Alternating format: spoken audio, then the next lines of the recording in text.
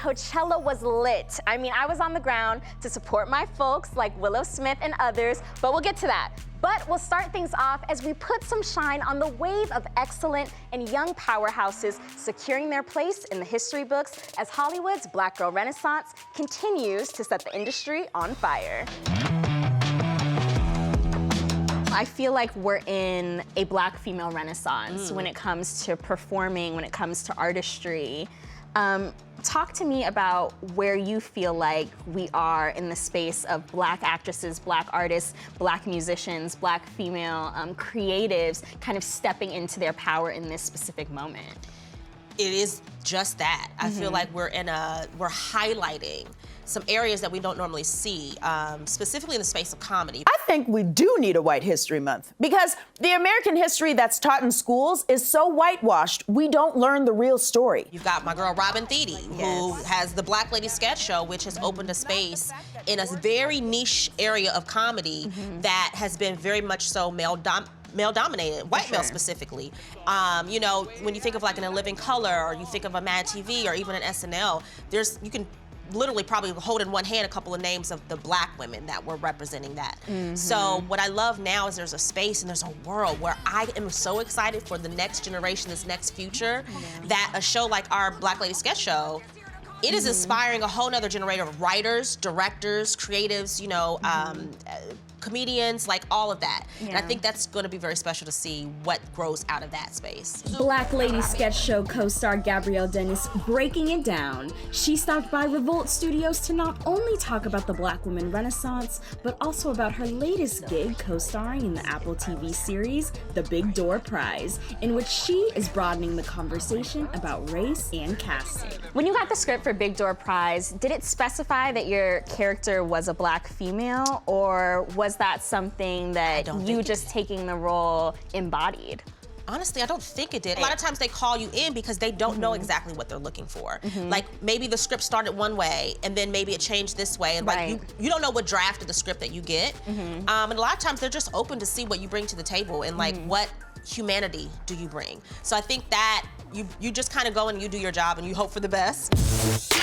That's what Yara Shahidi did, taking on the role as Tinkerbell. She became the first Black actress to play the fairy in the upcoming Disney film, Peter Pan and Wendy.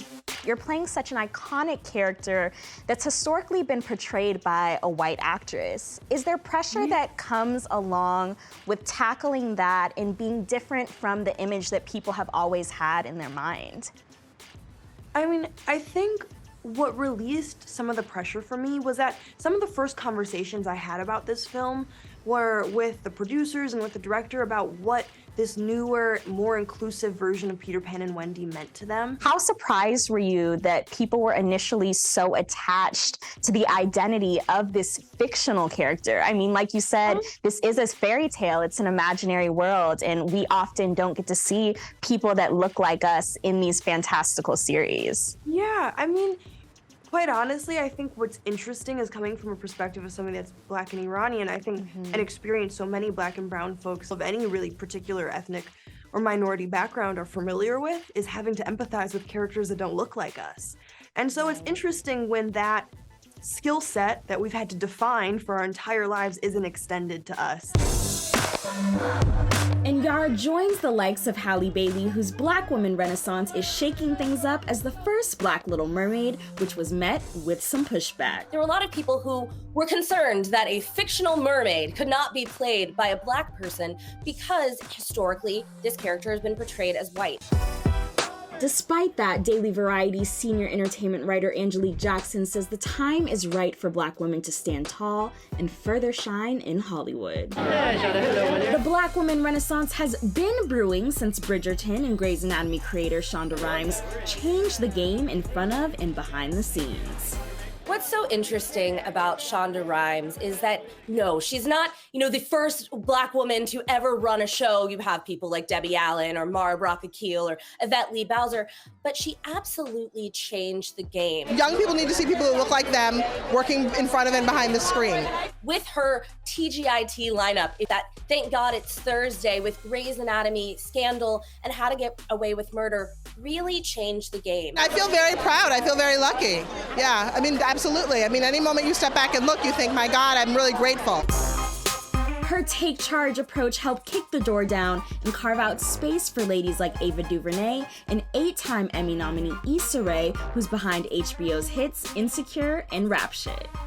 Issa, so talk to me about being here, ABFF 2022, getting one of your initial starts here, and then bringing Rap Shit here this year. I mean, it's kind of a full circle moment. It's absolutely a full circle moment, and to have a show that is set in Miami, kind of loosely based on my experiences at ABFF is also like super, super full circle, and I just feel proud.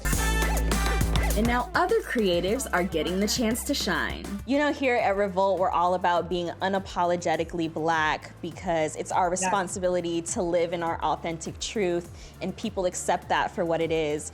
But I want to know, was it important for you to create a show that's unapologetically Black? One of my biggest pet peeves in the industry is that oftentimes when we see people of color on television, the people who are writing for them do not look like that person. You don't love me! Authenticity is what landed Zendaya her 2 Emmy wins for Euphoria, in which she not only stars, but is also an executive producer on the gritty HBO series. I'm always in the pursuit of like learning and growing, and what's so special I think about Euphoria is the people that I get to work with and learn from every day, you know?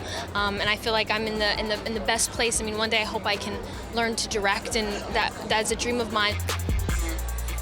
And Zendaya took Euphoria on the road to the desert for Coachella. She shocked the crowds by crashing Labyrinth's set to perform the Euphoria tracks I'm Tired and All For Us. It was a jam-packed weekend of celebrating music, but I was there to support my bestie Willow Smith as she gave her Black woman Renaissance best, performing both weekends. Even her dad Will was in the crowd, clearly very proud of his daughter as he posted video of her performance, calling her set Willowchella. And as Coachella wraps, another festival is just getting started. This weekend together, we're headed to Virginia Beach with our friends at Walmart to check out the Something in the Water Festival, celebrating Black entrepreneurs, creatives, and culture makers of all kinds.